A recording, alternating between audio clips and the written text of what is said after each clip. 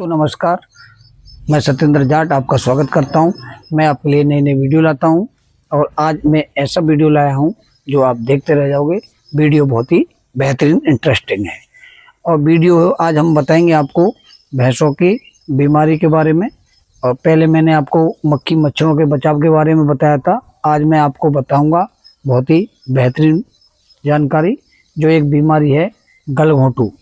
गलघोंटू बीमारी होती है पशुओं में, वो बरसात के समय आती है, क्योंकि अब बरसात का समय चल रहा है और पशुओं में मैं देख रहा हूँ कि बीमारियों के लक्षण बढ़ते जा रहे हैं। तो आपको पशुओं में बहुत सावधानी रखने की ज़रूरत है। और ये जो गलघोंटू होता है इसको HS कहते हैं, इंग्लिश में HS होता है। तो इसको क्या है, बहुत सी जगह इसको गलघोंटू कहते हैं। तो गलघोंटू क्या होता है, एक गले पर सूजन सी आती है पशु के। तो ये कैसे लक्षण इसके आते हैं, तो इस चीज़ को मैं आपको बता रहा हूँ। एक तो पशुओं की देखरेख अच्छे से करना चाहिए, साफ सफाई रखना चाहिए, पशु को गीले में नहीं बांधना चाहिए। और ये जो जहाँ से फैलता है ना, ये बैक्टीरिया से फैलता है। संक्रमण जो फैलता है इसका बरसात के समय में फैलता है। और ये जो फैलता है बैक्टीरिया, ये संक्रमित चारे से फैलता है, दूसरे चारे से फैलता है। और ये जहाँ चारा होता है वहाँ पर ये बैक्टीरिया बरसात के समय में फैलता है। तो उस जैसे हरे चारे को या उसको लाओगे दूसरे चारे को पशु के, तो पशु ये उन्हीं पशुओं में लक्षण आएंगे जिन पशुओं की इम्यूनिटी कमज़ोर होती है। जिन पशुओं की इम्यूनिटी होती है, जो पशु तनाव में रहते हैं, तो उन पर ये जल्दी अटैक करता है। अब दोस्तों मैं आपको बताऊंगा कि अगर गलती से पशु के अंदर ये लक्षण आ जाएं तो आपको उन लक्षणों की जानकारी कैसे लेना है।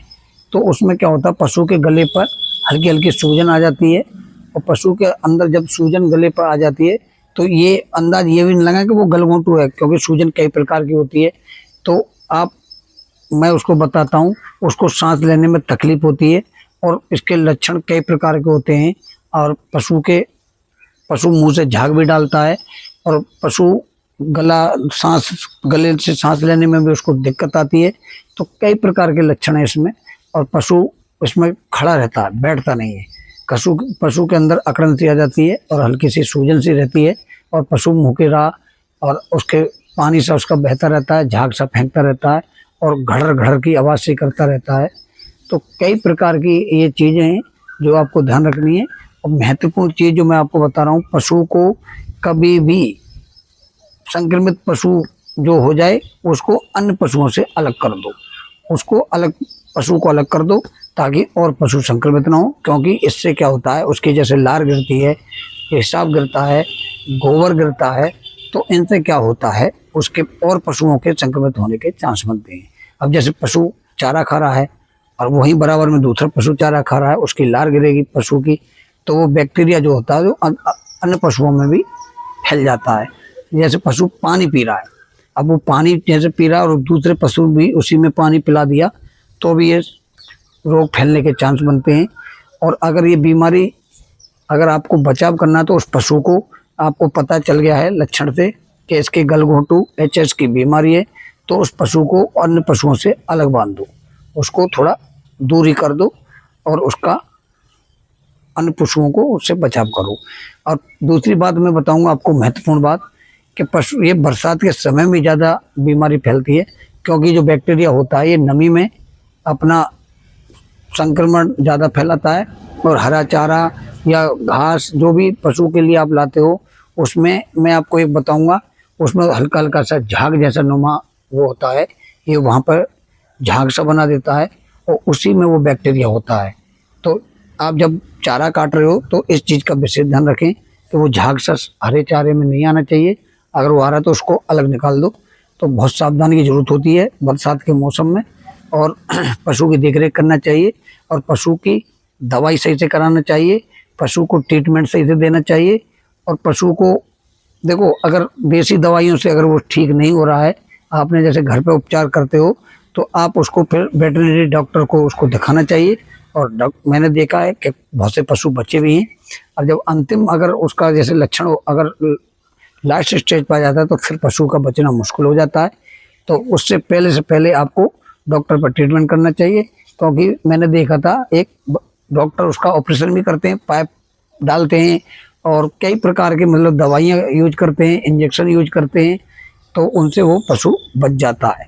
क्योंकि मैंने देखा है, मैं आपको ये वीडियो मेरी पूरी देखते रहें, मैं आपको पूरी जानकारी दे रहा हूँ कि इसमें जो डॉक्टर ये इंजेक्शन जो लगाया उसने, उसके बाद पहले कैसी थी ये देखिए, पशु ये पहले कैसे था, अब उसके बाद में इंजेक्शन लगाया, ट्रीटमेंट हुआ, उसके बाद में अब पशु देखिए अब कैसी कंडीशन है पशु की। तो ये चीज़ बहुत ध्यान से देखना चाहिए और अपने पशुओं का बीच बचाव मतलब रख रखाव और सब चीज़ साफ सफाई बहुत अच्छे से देखना चाहिए। और पशुओं के चारे का जहाँ प्रबंधन है उसको बहुत अच्छे से साफ सफाई होना चाहिए। बरसात के समय में सूखा होना चाहिए, क्योंकि पशु बैठने में गीले में अरकस आता है। और गाय का तो विशेष ध्यान रखना, क्योंकि गाय तो गीले में बैठती नहीं है, तो गाय के लिए सूखा होना बहुत जरूरी है। भैंस तो चलो गीले में एक बार बैठ जाती है, लेकिन फिर भी ज़्यादातर वो गीले में नहीं रहना चाहिए। चैनल को सब्सक्राइब भी कर दो। और जब पशु के नीचे आप साफ सफाई कर रहे हो, झाड़ू लगा रहे हो, अगर आपका कच्चा है तो आप वहाँ पे चूना का प्रयोग करें, कैल्शियम का प्रयोग करें।